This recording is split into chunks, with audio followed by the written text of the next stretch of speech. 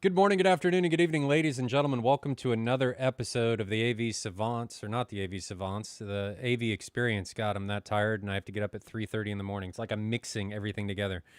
Uh, I don't even know what episode it is. It's probably episode 6, maybe episode 7. I have no idea because I always get it wrong. So I'm not. We're gonna restart. And we're gonna say this is episode 7. Uh, this episode is how much do you need to spend? What is enough? How much is too much? Is there too much? Is there too little? I have no idea, but I think it's a good topic for us to talk about. We may talk about what speakers, where you should land price-wise to really get everything out of your space, subwoofers, projectors. We'll see how far down the rabbit hole we fall. Jonathan has just informed me that he's going camping next week, and I really hope the trailer doesn't light on fire as you drive to this camping site. After your last one and what happened, I'm a little nervous about this camping adventure that you're going on. I expect details. There needs to be some tea when you get back. This one will probably be safer. It's just here in Missouri, down at Johnson's Shut-ins, which is a fantastic, like, water swimming hole type state park. Like, a lot of swimming is on the agenda. It's not very far away. It's about 4.5 hours away. I noticed that you said should be better. Well, like you're not 100% confident that that is going to transpire. Not driving in the mountains and not driving on the Nebraska roads are two big boons right out of the gate. It is the Missouri mountains, but they're like 1,700 feet tall, which is, compared to 14,000 feet in the but a hill Rockies and whatnot. To you in a trailer may be insurmountable. With the brakes locked on, you cannot go. Maybe. I hope this goes a little bit better than it did last time. I hope so. At least the driving experience. I think you had a lot of fun on the actual trip itself. I just hope the driving experience is a little bit less adventurous. Yeah. And maybe boring, perhaps to say. This should be kind of neat in another aspect. I haven't taken a family trip with my folks for a long time, but we have an 8-person vehicle, and we invited them to come. So we're picking them up on the way. We'll all crowd into the bus and then stay in the trailer for a few days down there. That's either going to be really good or miserable with your parents. I'm going for really good. There is no in between. It's either one or the other. There's no middle. If there was the stress of last time with my folks, that wouldn't have been great. How would that have gone? What would have happened? How would they have dealt with it? They probably would have been fine. I was the one that was getting stressed out because I was driving. But my dad's a social worker by trade, so he has patience of Job type person, and my mom's a school teacher, so she also has a lot of patience. They probably would have just laughed at me, not in a bad, way, but just maybe have made your situation worse. They could have diffused it. They might have diffused it, or it could have gone. It could have gone the other way. Does your wife help diffuse those situations? Or is she just pouring gasoline onto the fire? I'm gonna not answer that one. I'm not sure how to answer that one without getting in the doghouse. Fair enough. Well, I'm off to Cedia this weekend. I leave tomorrow morning at 6 a.m. for lots of building, lots of sweating, lots of wondering why I went this early. But in the end, when you're flying home, you realize that it was all worth it. Somebody in chat asks, will you have an outdoor theater? Are you that dedicated? I've thought about this, and I have that portable projector, and I have a little portable 300-watt power supply, and we have electricity there because we're at a trailer site. So absolutely, I can. Now, whether my wife would, if that would diffuse anything, is the next question. My wife. That's might like THX button, and you bringing the theater with you on a camping trip. I'm not sure how that would go. But I very well might, because that little portable projector I have could be fun. We could watch like some documentary or something. That would be fun. Blair Witch Project or some terrifying in the woods. No, not with my 4 kids. Unless I want them all in my bed that night. Cocaine Bear. The other thing about that is if you're camping and somebody's doing that, are you disturbing the peace in the campsite? Probably. So you'd have to keep the volume low. But it wouldn't be extravagant. I don't even think it's worth it. Don't do it. Don't do it. It's just another thing that could possibly go wrong. Yeah. What I'll expect if you take that stuff with you is a story about how your portable projector started a forest fire. Oh my gosh. And you're responsible for the next like big one that's on the news. And I hear some schmuck started a forest fire because his portable projector was sending light out behind the actual lens, like the Optima. Lit a leaf on fire, and that's where it sparked. Don't do it. It's not worth it. Projectors are not allowed at Missouri State Parks the rest of eternity because of this one outgoing. We can point at that on the sign and be like, Jonathan was here. Yeah. So let's get into our topic. How much do you need to spend on a home theater? What is enough? I think subjectively, this is a very person-to-person question, because when you say things like that's expensive or that's cheap, both of those are subjective to the person that is answering. So what do you think is the bare minimum, speaker-wise, for a home theater? But then let's also talk about, because I think home theater may be a little bit easier speaker-wise than 2-channel, what do you think is a speaker that can do both and do it well? Can I tackle this from a slightly different angle? Sure. I mean, Ryan and I haven't talked about this before tonight. Like this, we've talked about this topic in the past, but not before this podcast. I think that there's probably like tiers to which you attain and you don't want to go back. But I think those tiers of experience, you could even say, can start pretty basic, right? Because I don't know where you started, but I started with a home theater in box.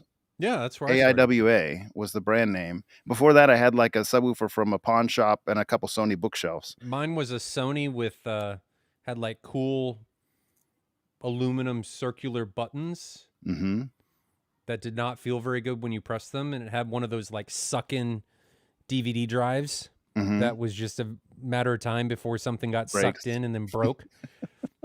So that was my start, with the little speakers that were about that big in the sub that was a little bit bigger, but man, you thought you were the... Yeah, I mean, that was a lot of fun. And even to the point where one of my, I was a young man when I had that AIWA. I don't even know how to say it. Is it Iowa? I'm not sure how to say it. No idea. At any rate, I was a young man when I had that system, and one of my adult friends liked that system so much he wanted me to give it to him when I upgraded. Like he was like, I want that system. That's awesome. He wanted to buy it from me, not give it to me. Like he wanted to buy it from me. So like I say that to introduce the topic in the sense that I think you can start really low and be excited, right? There's excitement to be had. And then once you achieve those levels and once you kind of like work your way up the tiers, I wouldn't want to go back to one of those systems today, right? Like you have the experience and the knowledge and know what you think good is, and you probably wouldn't be willing to go back to that type of system, but there's still tiers. So I'm not going to say anyone won't enjoy getting started with whatever they can swing, whether it come from a pawn shop or whatever else, that's great, fine. With all that to say, with the time that I've spent in this hobby, I would probably say now I'm looking at like a $200 or $300 pro audio speaker as kind of a minimum entry point, as what I think is something I would steer someone to and nothing less. And I'm talking new, like you go to Musicians and Friends, Guitar Hero, something like that. You buy I'm not even going to call it entry level, like but a kind of a small venue pro audio speaker, has 8-inch drivers, a compression driver. It's going to be able to hit reference. It's going to be $200 or $300. Not going to be pretty. It's going to be a plastic case, but it's going to hit reference and it's going to sound good. It's going to sound great for live music. It's going to sound great for home theater. It's going to sound fun, like lively and fun. So to me, that's where the dust has settled in my line of thinking. And for subwoofers, if we want to talk about that now, I can lay that out there. If not, we'll talk about that later. We'll get to those in a minute. Okay. Where do you fall out? Oh man, where do I fall in? I guess it depends on which way that I go. I like you think that there's tiers, and once you reach a certain tier, there is no going back. But I'm trying to remove the tiers from everything. Like taking away, what would I, if I was just getting into this space, be happy with starting out? And I think I have to agree with you that something like pro audio is probably better than doing something for $200, $300, $400 a speaker than spending $200, $300, $400 speakers on a bookshelf. I just don't think you're going to get what you're going to get out of the pro audio stuff you're losing the dynamic range. You may, in the pro audio stuff, lose a little bit of that, I don't know how else to call this, but emotional connection. Refinement, if you will. Refinement, yeah, maybe that. But I guess it depends on what you're trying to get at, because how I've come to realize things is that there's a very big difference between what you can get away with in the home theater realm for speakers and what you can get away with in the 2-channel. So if you don't care about 2-channel, I think pro audio speakers all day, every day. I mean, you could probably get away with doing spatial in that, but if you're doing 2-channel,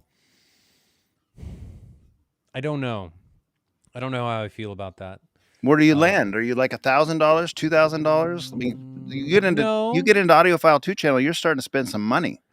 No, I don't think you need to go that high. What jumps out to me is something like a Martin Logan B100. Right? You heard the B200 or the F200s at M-Wave. You've heard a lot of Martin Logan stuff before. They sound good. But then the trade-off there is you're spending double, even triple the amount per speaker as you are for those pro audios, because I think the B100s are about $800 a piece. And what are you gaining? Right? You're gaining some 2-channel, but if you're not putting the speaker directly next to a counterpart and comparing them, I don't know that it necessarily matters in that context. I'd say that, yes, you're leaving something on the table, but at that price point, you got to find the compromise that you're willing to live with, I think. Because one of those compromises is money, and we are compromising on money by spending less. So you give up performance in some of those things because you're spending less. It's that triangle, right? You can only have two. You can't have all three. So I would agree. Pro audio, I think, is where I would start if I was recommending to somebody. Is there something else that I would be happy with at that price point? No.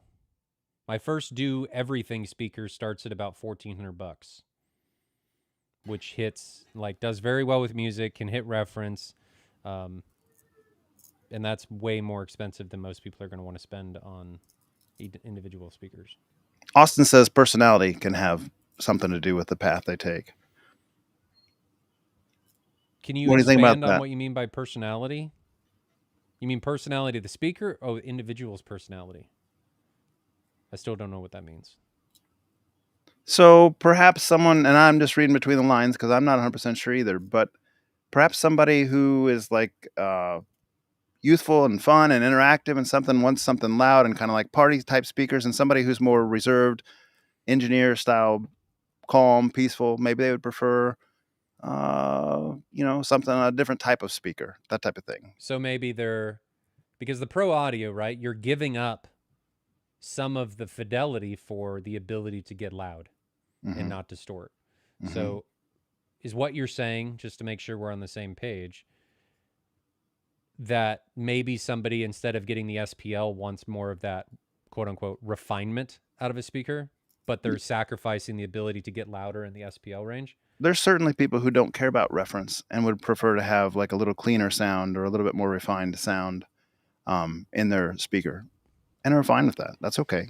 So if I were to do that, let's tackle that question. So let's say you were compromising on the ability to hit reference, and you were going more for fidelity, maybe a flatter frequency response, or something that you thought sounded more, that did better with music, I guess is what I'll say, brought some of that emotion back in for 2-channel. What would you do? Well, I don't necessarily agree with the premise, but going along with it. Well, okay. Because I think, you buy a pro audio speaker, you have the room to manually EQ to make a flat frequency response in your room. You could talk about refinement a little bit, because a compression driver on a PA speaker that's inexpensive, like a $300, $200 PA speaker, is not going to be the best compression driver. They're just not. Now, that being said, I really think you're probably going to have to spend like $700 or $800 to match it in a home theater type speaker. for a $200 to $300 speaker on the pro audio side, that's like the alignment, right? Because they save so much on the cabinets, they get the mass quantity on these drivers. These drivers are made for big venues, a lot of space. Like that's their design. Whereas a home theater speaker, they'll use like a 6.5 or maybe even a 5.25 inch driver. They'll make a nice wood veneer cabinet. They're spending more on the cabinet. They're trying to make probably a more perfectly flat frequency response, maybe with a crossover, maybe. Although Pro Audio is not going to just like joke around, they're going to make a nice flat response as best they can for the price point too. If we're discounting reference, which I would never do personally, that's one of my strongest requirements. I think like a Wharfdale Diamond bookshelf, it's mass manufactured. They're fairly inexpensive. They've been making them for years and they have a nice sound. They're not going to hit reference, but they're going to be a nice sound and they're probably not very expensive. Like we're talking, especially if you're willing to do used, you can get those for probably a couple $100 a bookshelf or something and they sound good. Well, let's talk new. What are they new? I haven't tracked them for a long time. My friend had a few. I've had different Wharfdales over the years. Let me look them up real quick. I mean, Wharfdale's not a bad brand. And the Diamond is one of their top brands, right? So it's not their entry level stuff.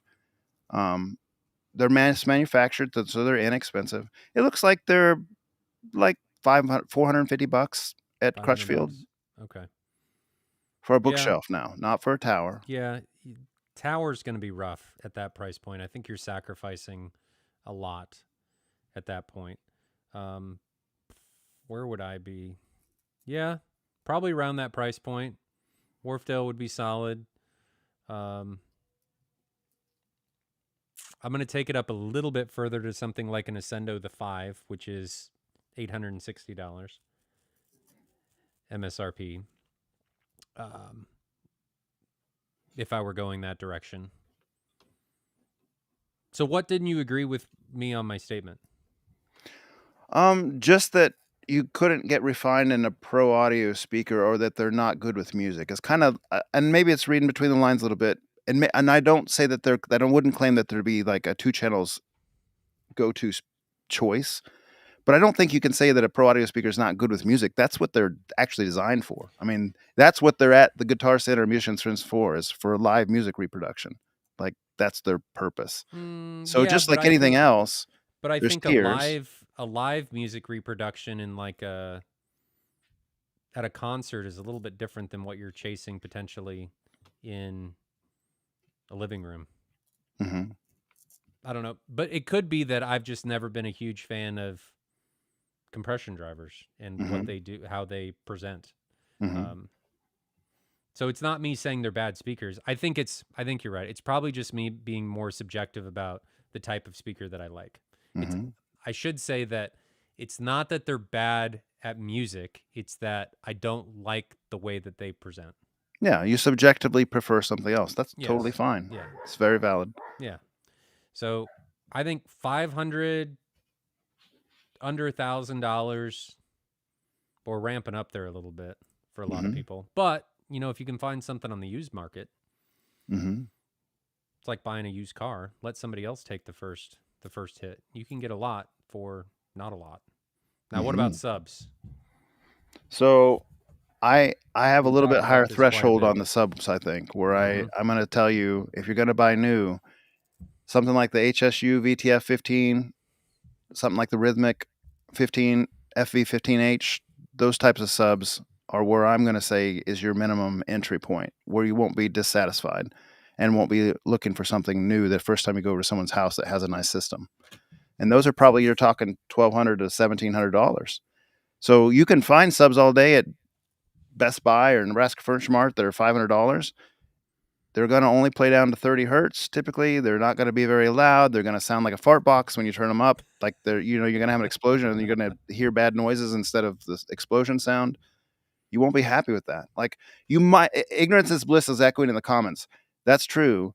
You're going to be probably okay with it until you hear a better system. And then you're like, my sub doesn't do anything like that. Well, and I think another way that I've heard that said is ignorance is cheap. You don't realize how much you need to spend until you realize how much you need to spend. No doubt. Chase the rabbit down the hole. I think you got to get into like that. I think you got to get into that 1,500. Let's just say 1,500 as a ballpark, into that range with a retail sub. Now, if you do it yourself, you can do it cheaper. But with like a retail, off the shelf, internet direct, whatever, you got to get in that range before you get a sub that's not doing bad things when you're trying to watch movie soundtracks, that's playing the full frequency response you want, let's say down to at least 20 hertz, but I'm going to advocate for like 16 hertz. Something in that realm is more where I would rather have my subs ported if you're getting a ported sub. Or something that's sealed that has enough excursion, it's a good enough driver that it's not going to just bottom out every time you hit a low note. When you're dealing with ported subs, I mean, what ported subs have a box that's really big enough at that price point? A lot of them are more like 18 hertz and so forth, but it's... To get down that low, there's not very many. Yep. I mean, how far down does the Klipsch 1600 get? You have to look it up. And a real test, probably, right? Well, what is Audioholics measured? What exactly. Because I think they've measured it. Because that's not a bad... Its MSRP is 1,800 now, to be fair. And it's on crazy deals with Adorama from time to time. I'm saying... I brought that sub up because it's always on crazy deals. So much so that it sucks carrying them as a dealer because I have to tell people, because I'm, I don't know, truthful, that don't buy from me. Go buy it online because you're going to get a better deal. I mean, even there, it's rolling off pretty good, about 20 hertz. Like, it's steady. I'm looking at the Audioholics CEA test. Mm-hmm. It's steady in the 117 range. And then it starts at 25, it's 113. At 20, it's 109. At 16, it's 16 hertz, it's 105. And at 12, it's 98. So it's fallen off pretty hard, starting at about 25, 20. Depending on how what ported sub are you getting for $1,500 that's going to be able to extend that? I don't think there really are any. No. So look up, I just know, like, from database testing, the Rhythmic FV15H, it's probably $1,800 sub. Like, that's internet direct, so you get a little better value typically than the retail stores. You're buying directly from Rhythmic instead of Best Buy getting their cut, that type of thing. That's a fantastic sub. In my mind, with all the subs I've heard, many dozens of subs, that in multiple shootouts, that's the first sub that I thought, like, this is the beginning of the S tier, like the tier where you can be satisfied. It doesn't make any bad drive, any noises. It's servo controlled, so it reins in any kind of. People say servo is great for different reasons. Some people say it has less distortion, all that kind of stuff. I'm not so worried about that so much as it has a good reining in of the subwoofer to keep it from getting out of control, like to keep the excursion in control, where it won't make bad sounds. So that to me is kind of like, in my mind, that would be the first level where you're like, you don't need to replace that. You can just buy more of that if you need more firepower. Versus everything kind of below that, it's more like, all right, you want to upgrade? Maybe you should go to this tier and start your journey there. Versus just add more because you're already at the top tier as far as sound and performance and quality and all that stuff. I'm looking at that. Rhythmic. Okay. I mean, the Klipsch has it beat. Are you on database or Audioholics? Look at them. Database. I'm looking at the database. The Klipsch obviously isn't on here, but from what he has is a maximum at 20 hertz is 102.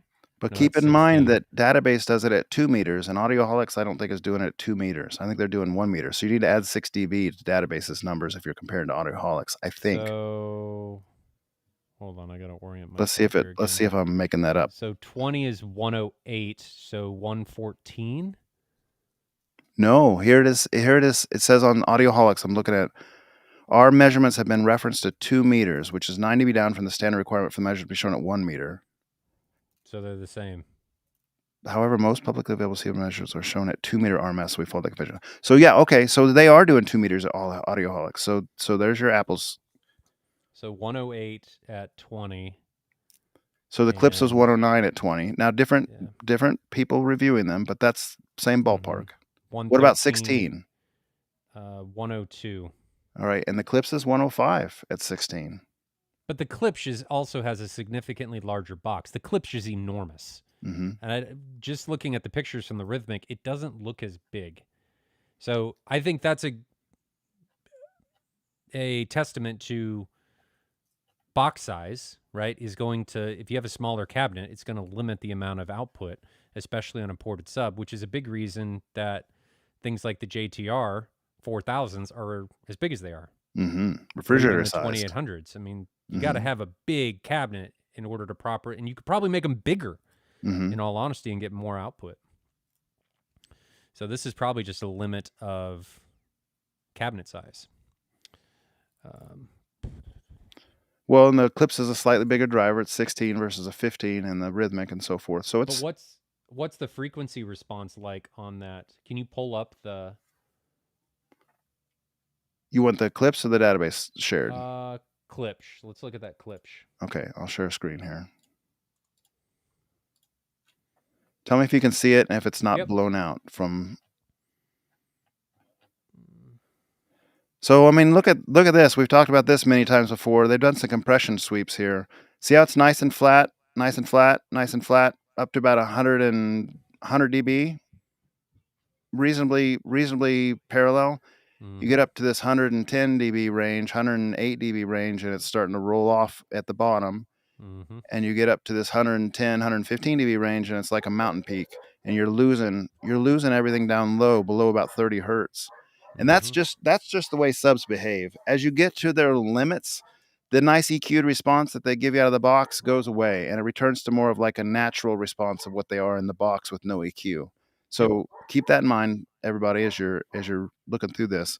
It's good to see these compression sweeps because you see how your sub performs at high levels. You remember, now this is outside at 2 meters, so you're not going to have any room gain, boundary gain, that kind of thing.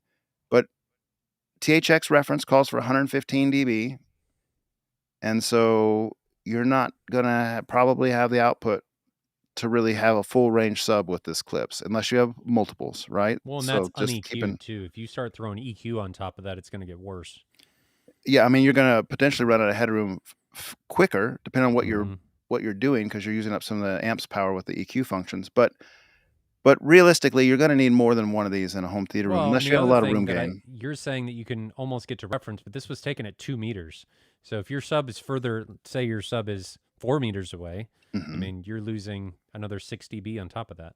Yeah, but room gain's a real deal and can add stuff, especially in these low frequencies. So I guess what I'm saying is you got to remember that the frequency response is not necessarily the type of output that you're going to get in your room.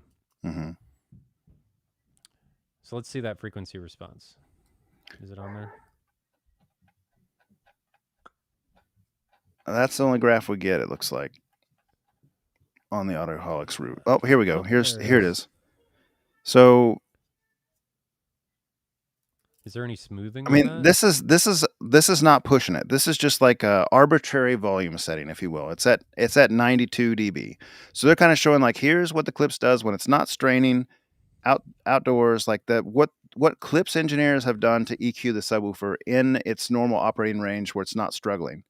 And it's pretty flat between, like, let's say about 16 hertz and 150 hertz. Like that's a nice, good response. That's pretty good.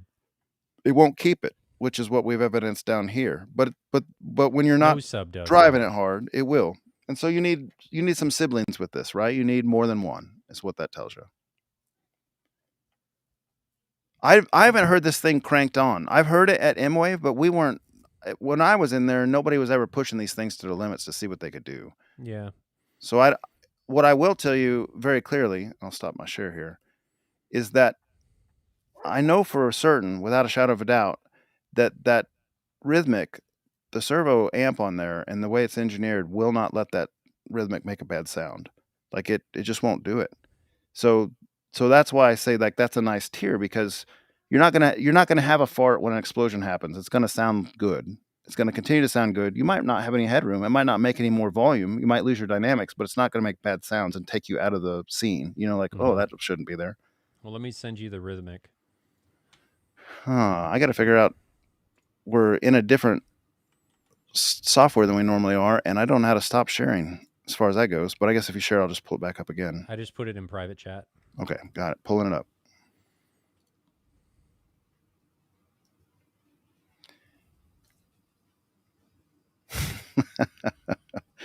Well, there's no obvious stop sharing here, and I think it's going to continue. You got to hit the monitor button.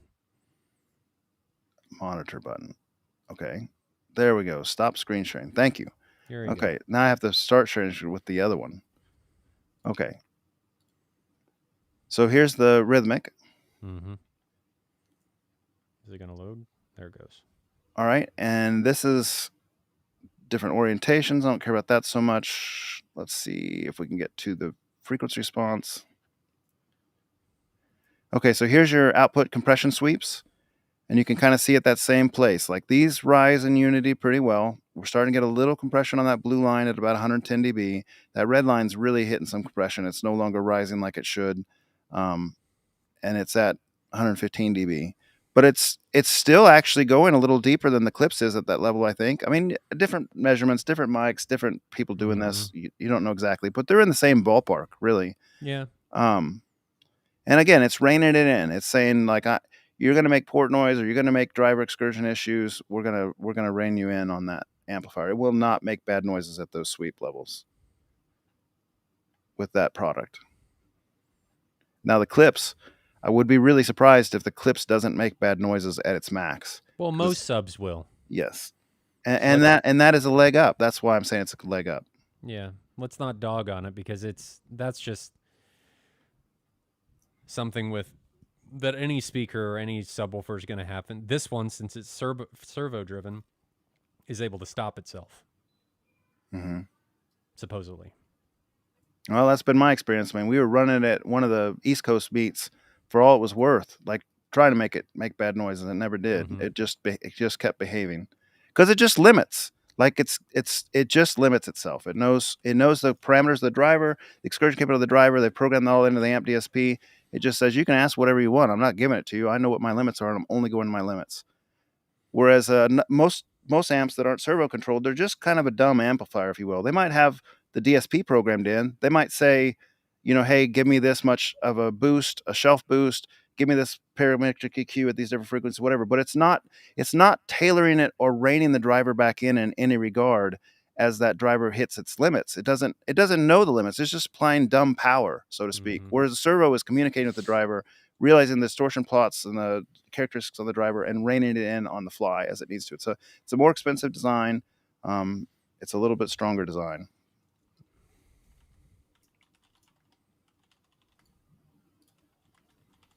All right. I'm checking one more thing. Now look at this. Scott says 97% of budget should be on subs. 97. Scott, 97% of your wall in your theater is subwoofers. That's funny. Okay, let's be real. It's not just budget; it's the interior part of your theater. Good Lord, man! I'm trying to find something here. Let's see. I'm gonna take a second to look at the comments because I haven't been keeping up with them. Have you been keeping up with them? Starring them. Yep, or trying to. Where is that sub?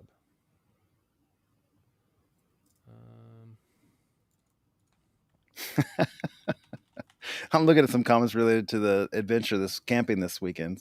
Michael says, just stay home, Jonathan. Just stay home. Yeah. While I'm looking for this, somebody said that they use crown amps for their subs.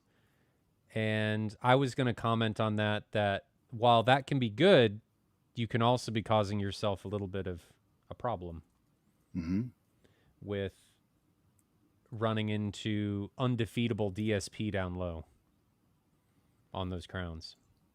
Yep. So just be careful when you're doing that and make sure that you're actually getting the frequency response that you think you should be getting. Yeah, there's some threads, and if you look on AVS Forum, you'll find a thread on it. Crowns have any crown with a DSP built in. So if it's got the DSP functionality, they have a non-defeatable high-pass filter. It starts at about 20 hertz. So if you're trying to use it with sealed subs, you're losing a little bit of ground just by that being installed there. Yep. Still looking. Crowns are great amps. Don't get me wrong. Like they'll last 30 years. But what in the world happened to your head? It got huge. Did it? Yeah. Is it so big? Got stretched like Conehead style. Oh, that's fun. Not exactly sure what. Zoomed in or something. Why did I get so big? What happened there? that? I It's can't tell if that's better or not. It's still stretched. You're Yeah, elongated. what's going on there? Let me try and change that and then come back to it. That's better. I don't know what happened. I guess a miscommunication on the inside. Chad, how's our volume levels relative to each other? Are we okay tonight? Mm-hmm.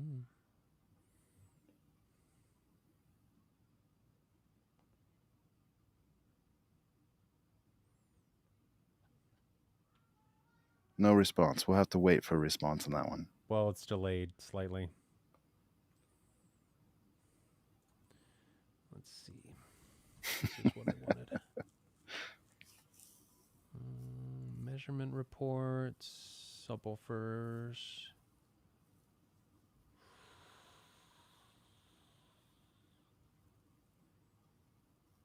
It's not on there. Well, never mind. So this gentleman on topic here, he says $15,000 will get you a nice multi-channel experience. That's absolutely true. I agree. Yeah. I think you can do it for cheaper than that, personally. But Ryan is lower started out okay. It's probably because I don't talk directly into my mic. I have a tendency to look away and forget. And then my volume goes down. Jonathan has compression driver.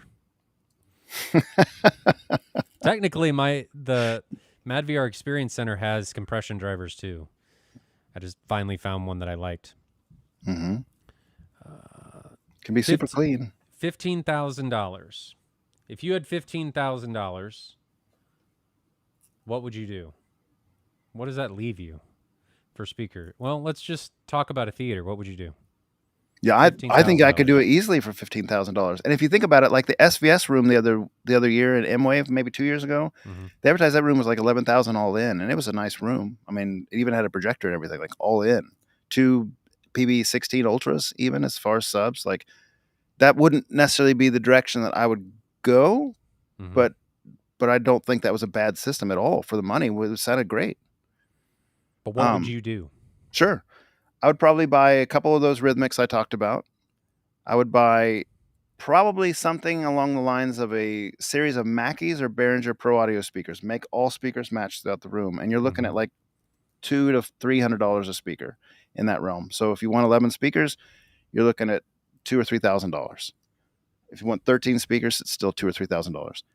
So you got 3.5 wrapped up in subs. Maybe you got 3,000 wrapped up in speakers. That's $6,500.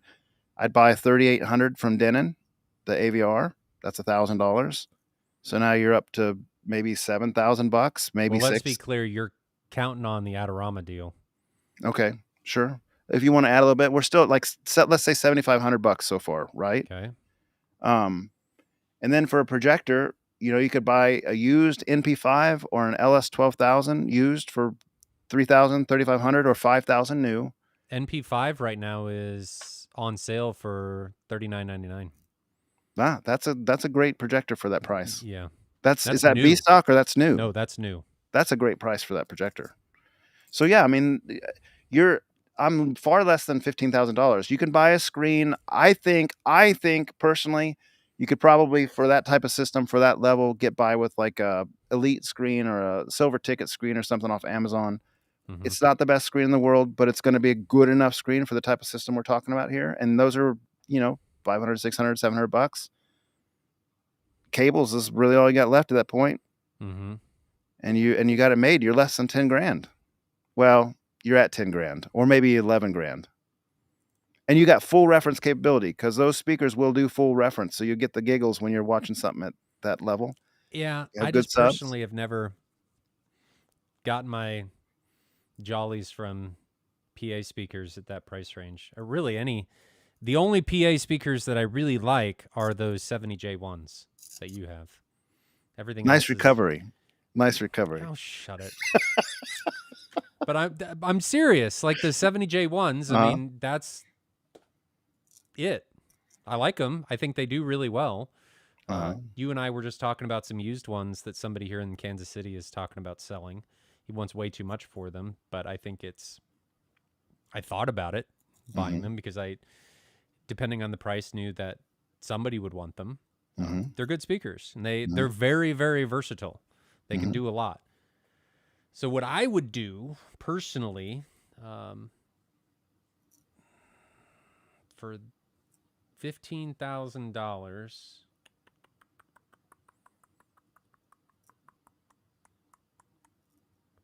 I mean, I got to stay with Martin Logan. I just like the way they sound. So Martin Logan, you could do the in-wall XTW5 LCRs and then do XTW6s. I'm just doing in-walls here.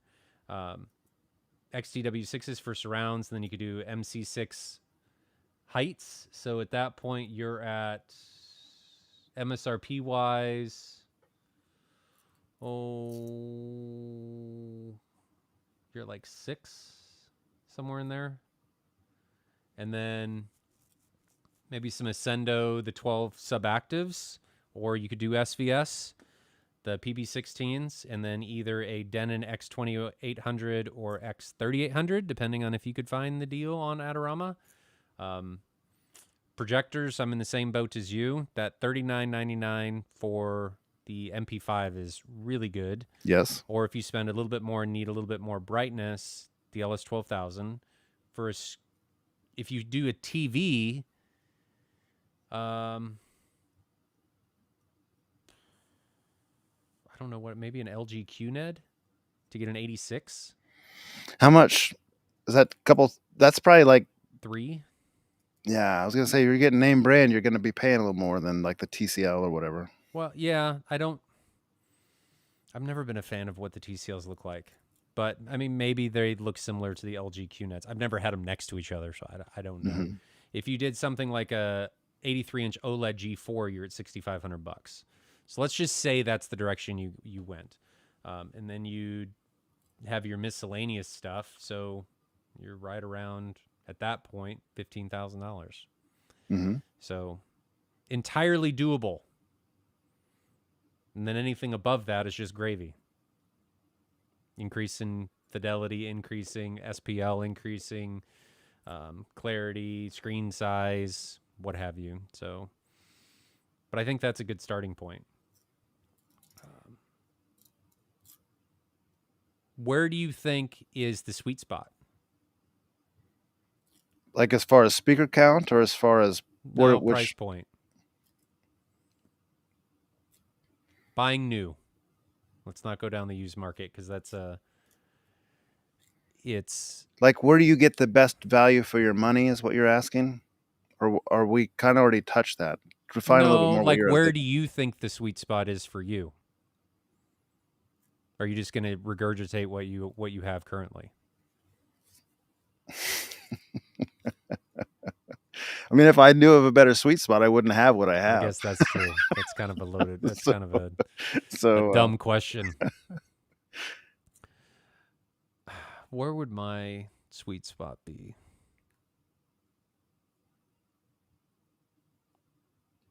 Probably Ascendo the 10s is where my sweet spot would be.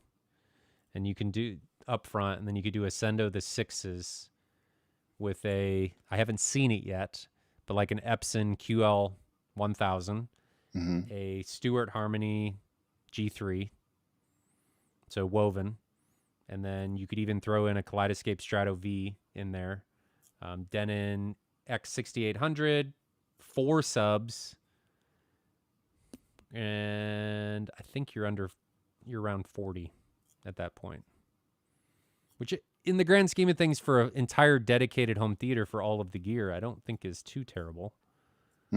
Maybe I'm wrong. Do you think 40 is too much? I think that sounds like so unattainable to somebody brand new in the hobby. I'm not saying brand new. That's not. Yeah. I'm saying the sweet spot, like where I think the sweet spot is for anything after that, and it's diminishing returns. Yes, that's more of what I meant. One of the best theaters I've ever heard had the 10s and the 6s. Now, granted, it had a 32-inch sub, which is not going to happen for $40,000. But speaker-wise, it was one of the best theaters I've ever heard, and it was $40,000 without that sub. So, yeah, but that wouldn't even have like full surround suit, would it? For 40 grand? That'd be like was it like a 2.1 with 32s? Well, I'm saying without, you wouldn't be able to do it with the 32s. Wouldn't happen. But for 40 grand, you're at, if I did the 10s and the 6s of what I was just talking about, it's 744. So with Kaleidoscape, with a Stewart 135-inch screen, with a Epson QL 1000. So it's not a insignificant theater. I mean, you could chop around in there, but you could still do very, very well for less than that. I think that's just what I'm saying is my sweet spot. I mean, how much does your theater cost, do you think, Jonathan? It works its way up there. It really does. It does. Because, I mean, mine truly has been built over many years, but I got my speakers in 2017, used off eBay. My subs in 2014, bought new. Like it creeping up. Mm-hmm. I don't even want to say aloud. Mm-hmm. Like just in speakers, just how much are the 70J ones new? They're like $1,100-$1,200 new, and I have 15 of them. Like just in speakers. I didn't buy them new. I bought them used. I paid $400 or $500 each on eBay. Used. But even then, it's sizable. It gets sizable. And the way I do it, and I think this is a way for people to kind of think of it, because, like I said, 40,000 seems insurmountable and dumb. Really, I mean, that's at its face, like it does. But then you look at what's in the room, and you're like, oh, yeah, But if you do it over 20, 25 years, like we've done, it's not as unpalatable. And like I work for corporate America. I get a bonus at the end of the year. A lot of times that bonus goes towards, hey, the next little tick in the room that I want to have, that's where that kind of bonus money directs towards. Like my fun money, kind of gets bumped at the end of the year with that bonus. And then I'll say like, all right, I'm buying 3 more subs for an airfield next year with my, with my bonus money or whatever, that type of stuff. Yeah. So it's just like an accumulation over time. I see a lot of guys saying dream, that's not going to happen. And what you just said was exactly what I was going to say is this typically doesn't happen overnight. You're not just going to go up to a dealer most times and write a check and be like, this is what I want to happen, unless you're saving money. Or you're not going to go onto Crutchfield or any of your Audio Advice or any of those places and just buy the theater outright. What I encourage people to do, and I think ends up being a better end result, and you end up not having to rebuy equipment, which is a pitfall that I could probably safely say that both you and I have fallen into. Mm-hmm. We've bought speakers, then upgraded, then upgraded, then upgraded, and we've had like full theaters that we've replaced these speakers with because we've been in this space for long enough that I would encourage people to do it piecemeal. Start with your LCR. Start with 2-channel, and then just slowly add on. And I think you're going to overall have a much better experience. And people are like, oh my gosh, 40,000, or I'm going to take it way up there. 100,000 is so much money. But when you space it out over 5 years and you're using, like you said, a bonus, or you do a side gig where you're, I don't know, flipping baseball cards or something to fund your other hobby, I think it's entirely attainable, especially if you do it little bits and pieces at a time. And I think we as people have a tendency to look at these huge numbers and be like, I'm never going to be able to do that. But you got to start somewhere. And I think it's a better approach to start small and do it right than it is to start small or do the whole thing, being impatient and getting something that's inferior, whereas you may just have 2 or 3 speakers to start with. I think that doing it in pieces is a much better approach, and it's a much better investment than it is just buying everything at once for most people. I agree. And that's kind of, I mean, that echoes like that sub I was talking about. When you get to that type of sub, there isn't really better sub. There's just more output of that quality. So if you want more, then you just add more. Like, all right, I'm going to buy a rhythmic. And it doesn't have to be rhythmic. I'm just using that as an example, right? Because that's what we talked about earlier. I'm going to buy this rhythmic this year on this bonus, and next year I'll get a second one, and then next year if I still want more bass, I'll get a third one, on and on. That type of stuff is totally valid. It also kind of allows you to kind of like plot out your upgrades, you know? Like I didn't end up pursuing that, but that was one of the things I was thinking when I was trying to do a JTR system. I had a JTR 228 HT I bought with my year bonus. I bought 3, left, center, right. And then I was just thinking like the next year I'll buy maybe 4 surrounds. And then the next year I'll buy like 4 ceilings. Like that was my game plan. That works. You know, you can piecemeal it together. And it's fine to do that. You know, in the meantime, it's not like you don't have to have surround speakers. You probably can get some speakers or have speakers that you can use. So you're just like, you're saying, I want this tier. I'll take a little bit of time to do it. And in the interim, I'll have a Frankenstein system. You know, I'll have my Sony speakers in the back or whatever, you know, like that's okay. Well, what do we say typically when people buy subs?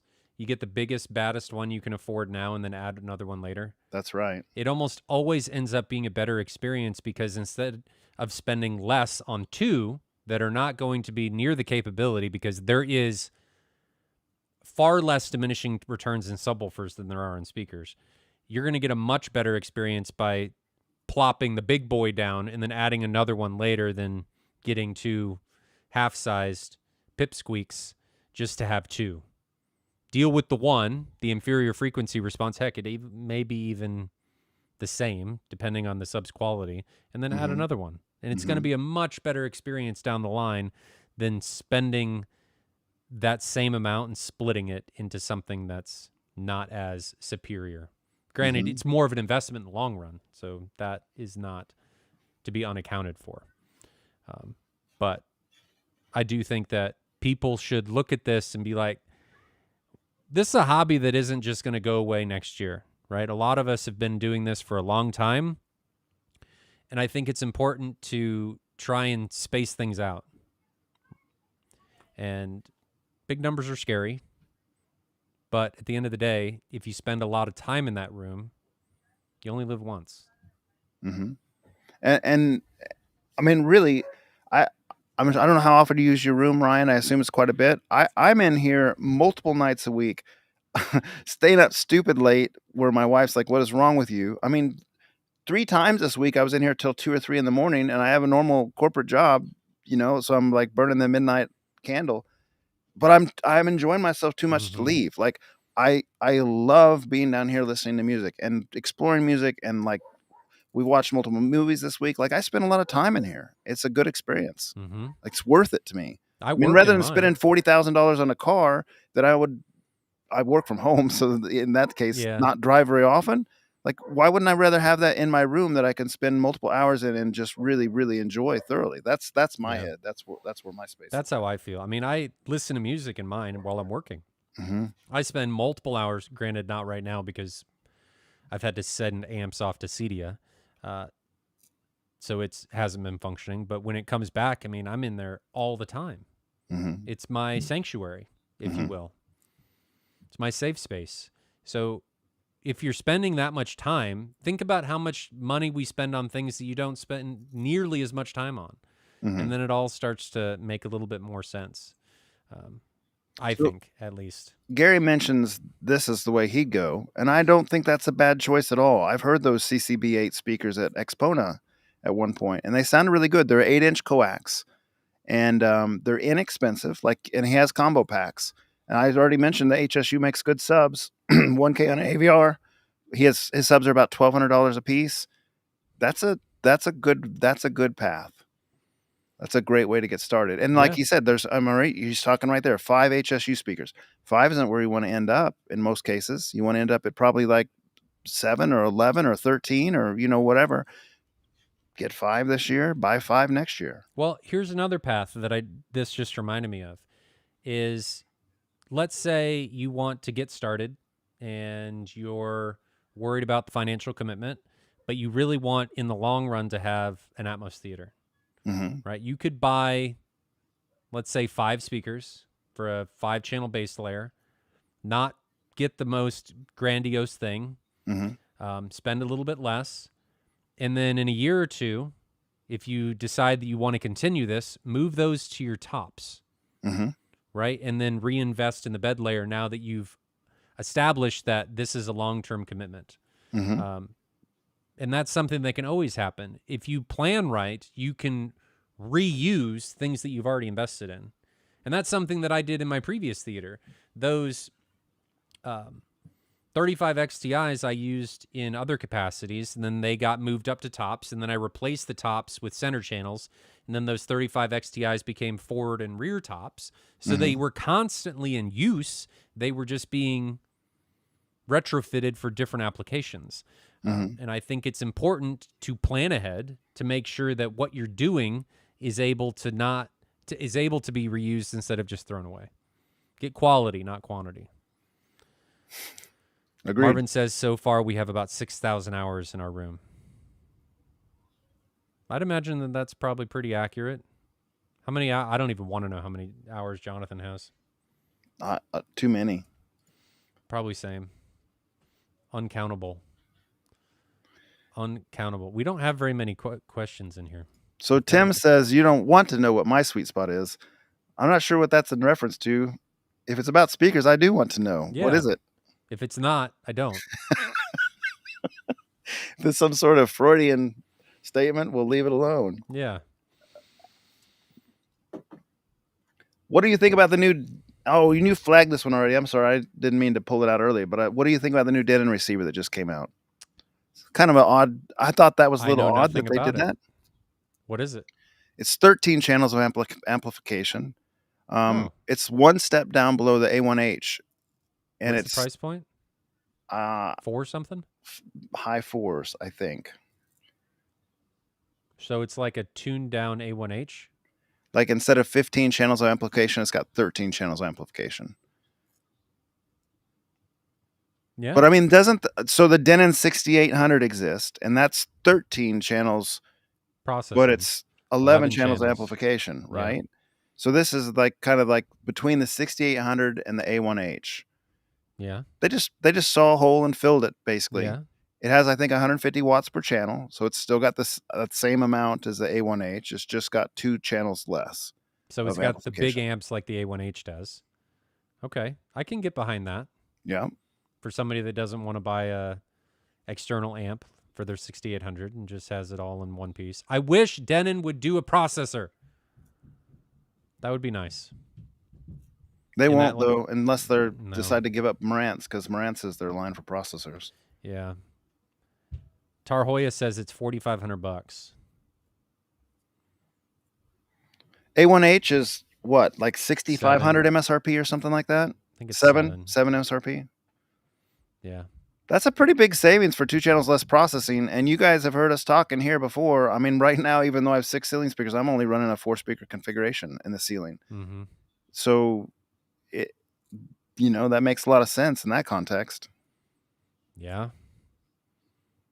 Can the A1H do 17 channels of processing, or is it just 15 and 15?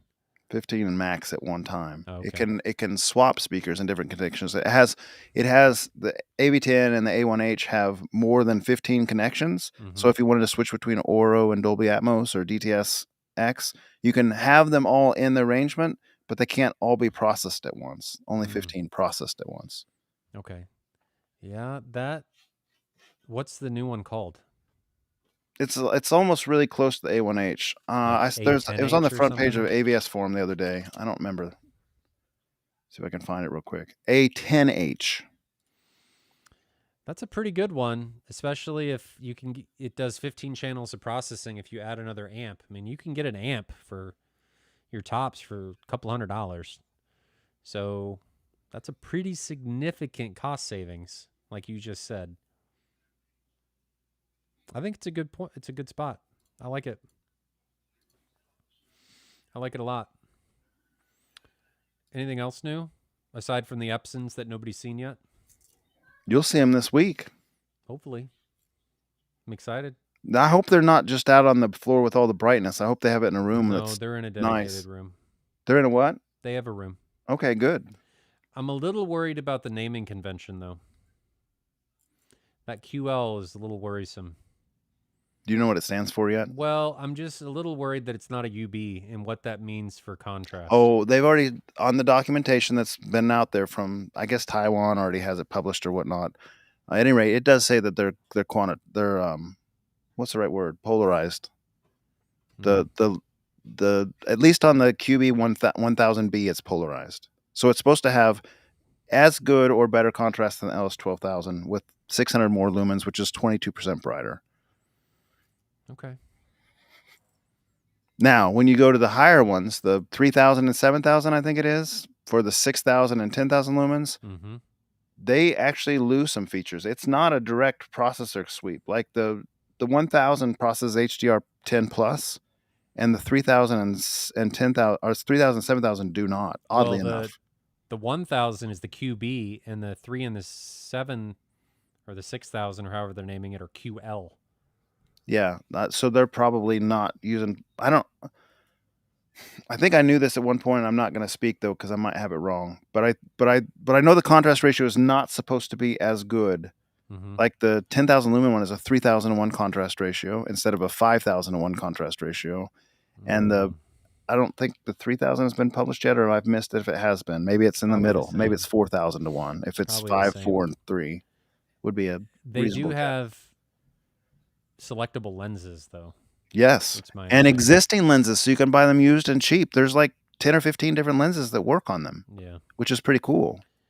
It is, but I kind of wonder if it's just a retrofit of a projector that already exists that they're putting into the residential line, which is a little which is strange in one context though, Ryan, because why would they have a different processor on the 3000 and 7000 compared to the 1000? Like, why did they remove HDR10 plus? Well, it would make sense if it's a commercial projector. Oh, you're saying it's not even? Yeah, okay.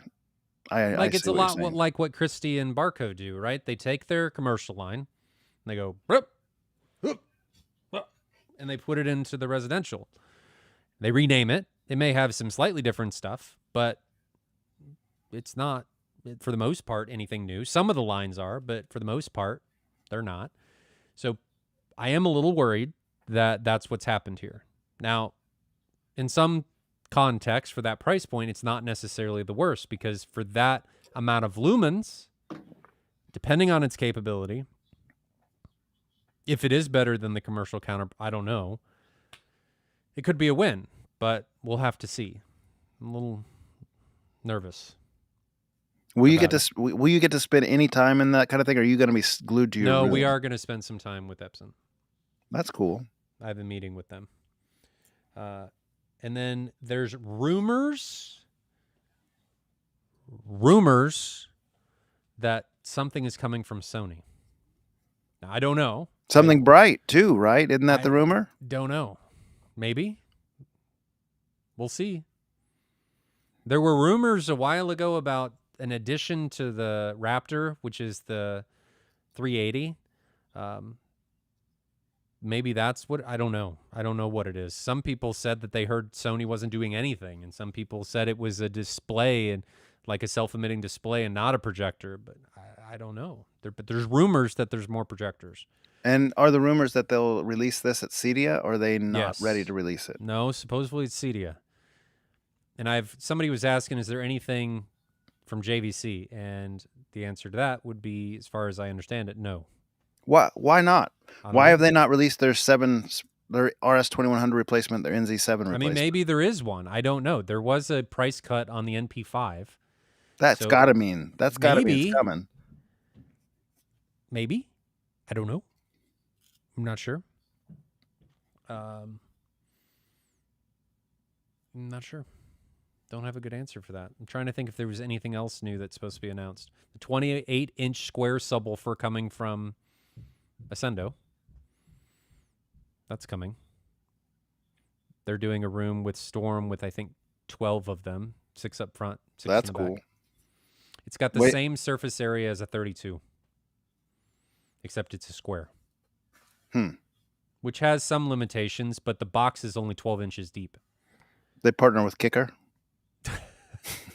That's the only person that does square subs I'm aware of.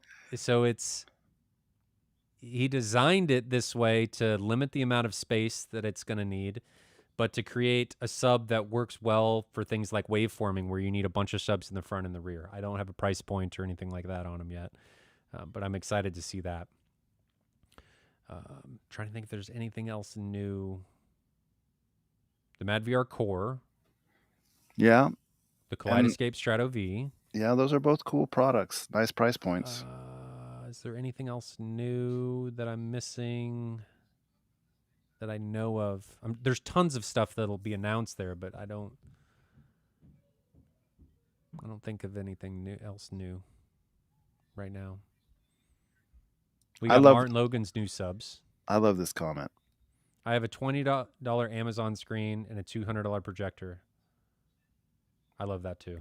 He says they're not good, but I love them. That's okay, man. That's what we're talking about. There are... I don't know where I was going to go with that. I mean, we dog on the things like the Optima all the time, but I still enjoy it. We use that thing outside all the time. Do you have that thing fixed up permanently out there, or is it just to bring it out there? It's in a drawer. We can't use it anymore because the wind ripped the screen off the wall. Well, can't you just put it on the wall itself instead of the screen? Wall's blue. You got calibration toolkit. Come on now. I don't have the brightness to overcome that on that Optima, even though it really wants to shooting light out every which way, even before the lens, but it's not going to overcome that. I'm surprised you still had that. I thought you were kind of like trying to give it away with anyone that buy anything. Like, here you go. Here's a free Optima at one point. I probably should. It's in a drawer. I haven't used that thing in forever. It was good for what it did. It was just... That's a great option for outdoor projector. Yeah. Just like it's a great projector for them. What's it, like $1,000 or something? I mean, it's not bad for the price point when you start considering other things. I mean... we're comparing it to like the likes of Epson, and that's really not fair because it's not totally different price brackets. Yeah, totally different. So what can you do about that? Austin says tech moves very fast in electronics, AVRs, that kind of stuff we're talking about. Less so in subwoofer drivers, transducers. I still have my subs from 2011 and will rock them until the wheels fall off. Yes. Same for speakers. You get a solid pair of speakers, it'll last a long time. It'll last forever. Forever. So let me bring up some of these questions still, because we don't have very many. But Marvin says, the LS12000 was the budget projector king in 2023 to 24. Epson has just announced its successor, QB1000. Any idea when you might review in the future? It is not the successor. The LS12000 is still going to be available. The QB1000 is a tier above it. It is $6,000 MSRP. If eight. It's eight. Yeah.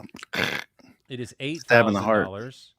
And it is just the next tier above the LS12000. The LS12000 is not going anywhere. They've just increased the lumen output and some capabilities, and that's where they're going. It's supposed to have real-time tone mapping. It's supposed to, like JVC's style, where it's doing it on the fly. This could be a really, really cool projector. I'm really excited about it. I don't know about the QLs, but this one I'm really, really excited about.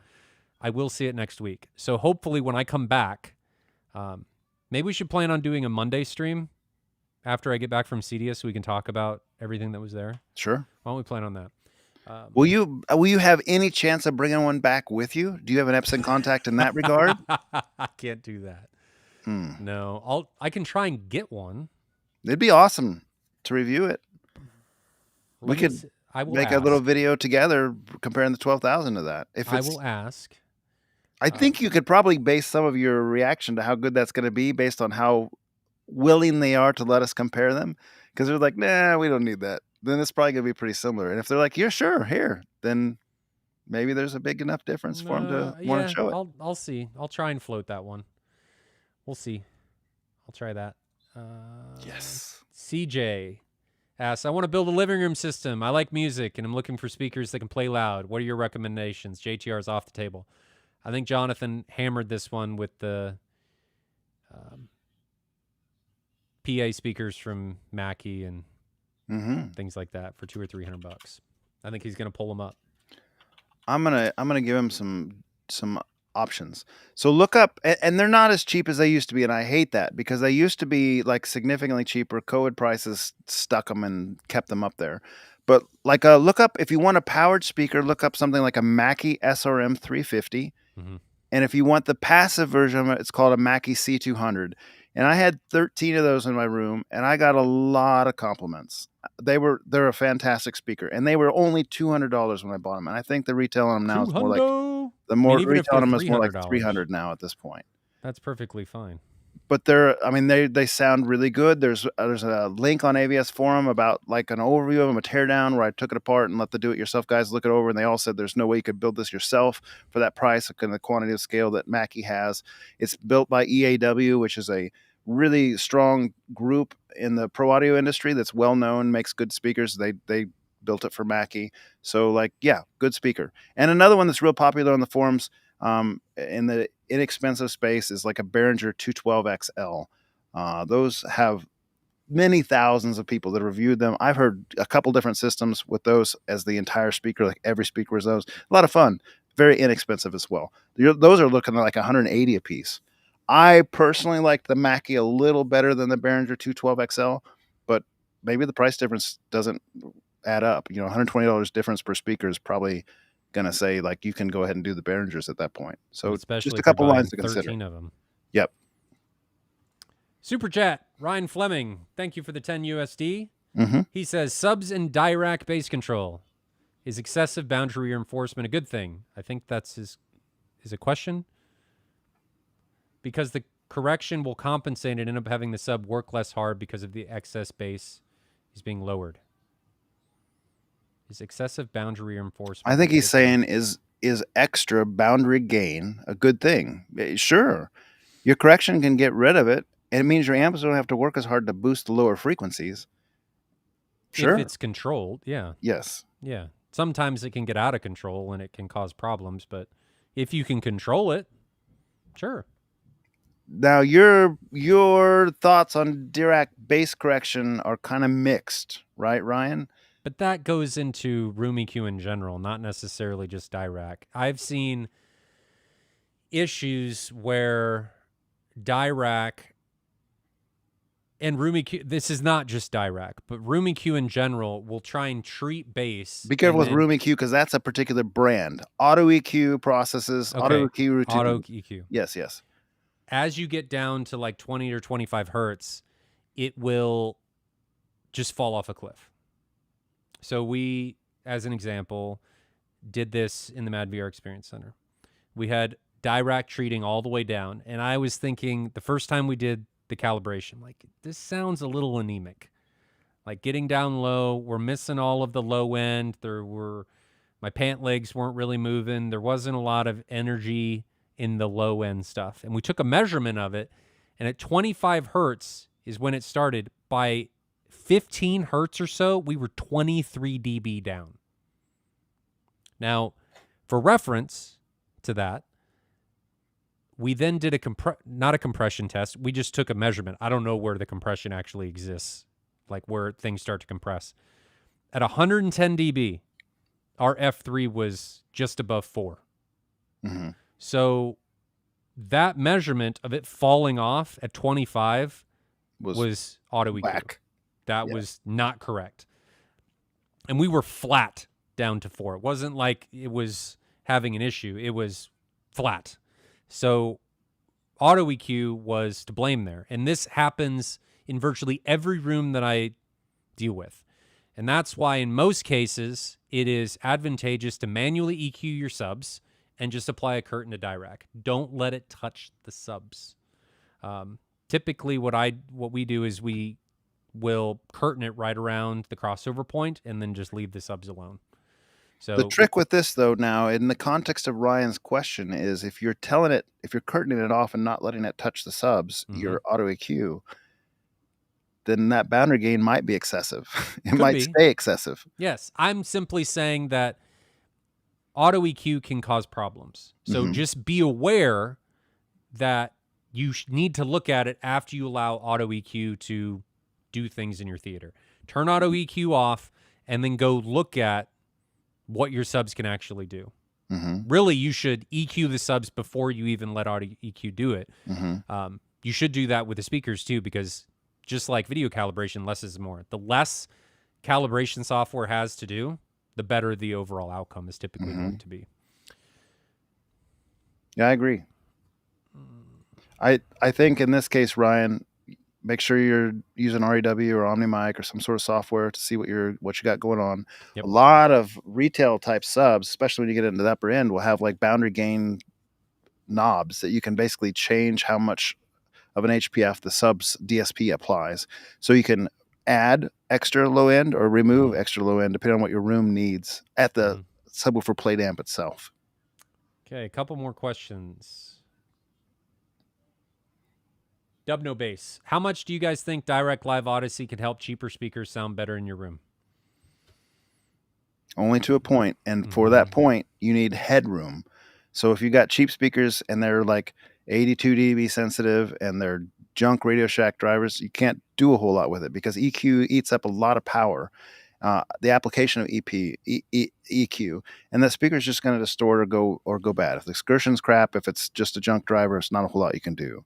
If you have a very high headroom speaker, and this goes back to that pro audio discussion we were talking about earlier, very high SPL speaker that's capable of high headroom, a lot of SPL, you have more room to EQ with that because you're not going to hit the limits of the speaker as you apply that EQ.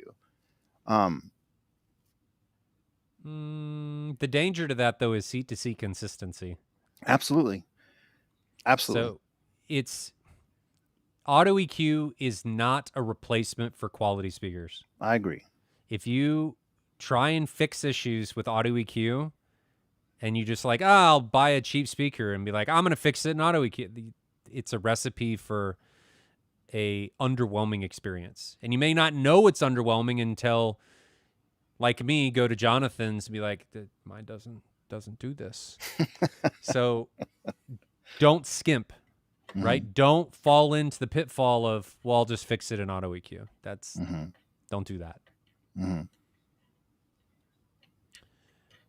Next question. One more after this one.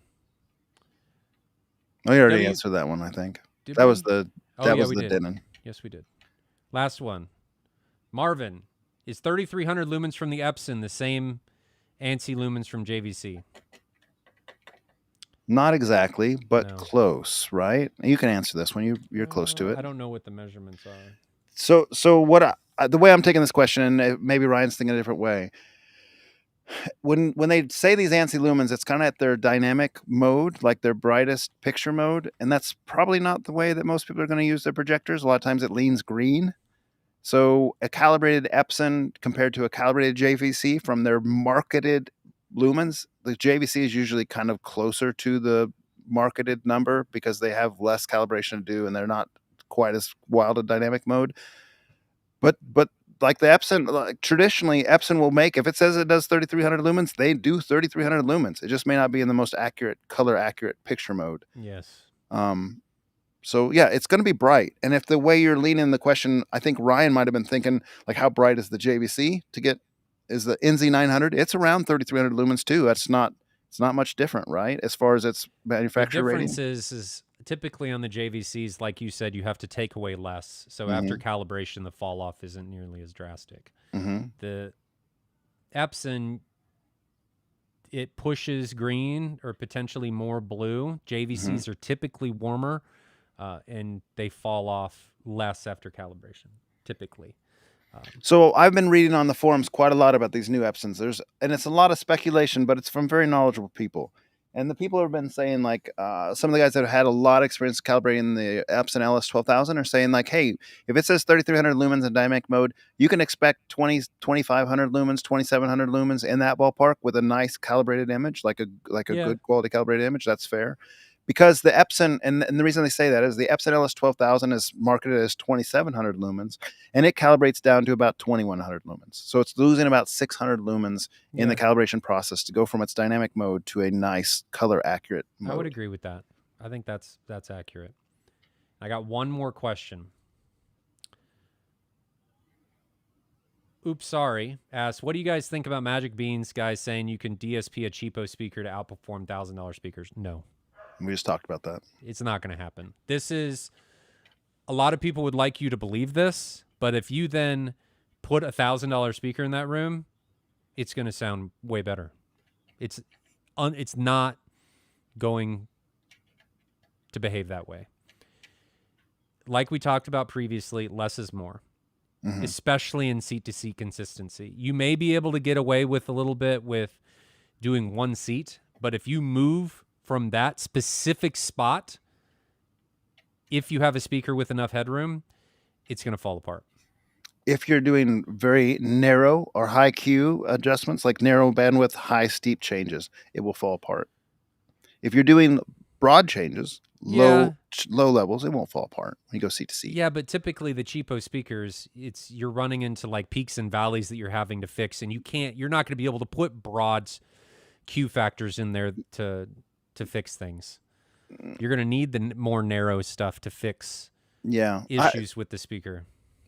I hear you. I mean, there's some little caveats here, because the Magic Beans guy is going to be not necessarily like you're getting to tailor some of that a little bit. It's not just like an auto EQ process 100%, just doing its own thing and making huge spiky, peaky things. You get to control it, but I don't. The premise, I agree with you that that's not a good premise. Like it'd be nice. It would be nice. But you're going to get a better experience with those more expensive speakers, as long as they're good speakers. There's a lot of $1,000 speakers that are not good. So maybe it's the basis of the comparison is flawed. I don't know, but I would disagree with that. Anything else? No. Okay. Well, I will schedule a stream for next Monday, not this Monday, and we'll talk about Cedia, and hopefully I'll have some info on those Epsons. Yeah. Good questions tonight, guys. Thanks. If we're lucky, I'll have one on the way back to us. Yes. That'd be nice. That'd be nice. No promises. No promise. They're probably going to be like, oh, we don't have any, but maybe. Yeah. Maybe. But good questions tonight. Yeah. Good conversation. 8:20, so not too late. That's all I got. Very good. Same for you? Yeah. Okay. Well, guys, we will stream. We're not streaming tomorrow. We're going to be off for a week. Then we're going to do Monday after Cedia. So Cedia closes Saturday. I have to tear down the room on Sunday, and then I fly back Sunday night, and we will stream Monday night to talk about, hopefully, new stuff that's at Cedia. Yeah. In passing, sometime, maybe we could talk about, I've been playing with some karaoke stuff with Apple TV. You can see the soundboard. It's a Mackie soundboard on the middle of the floor over there. I'm buying some Behringer mics that were on a great sale at Sweetwater to add to the collection, but having some fun with karaoke. So maybe we could talk about that some night. I am not a karaoke guy. I really was enjoying listening to my kids singing. They were singing like songs, and it was making me smile just listening to them sing. I mean, I would listen to my kids, but I am not a karaoke guy. It kind of humbles you, because like when you're trying to sing along with these artists and so forth, and I was trying to do it. I can sing. I was trained in singing, but I'm not as good as these modern artists. And you can hear yourself and know you're not as good as those modern artists. And it's kind of, it's a lot of artists, I won't say that. Yeah. I'll go there. Okay. Well, let's wrap it up here. I got to get up at 3:30 to head to the airport. Enjoy, man. All right. Thanks, guys.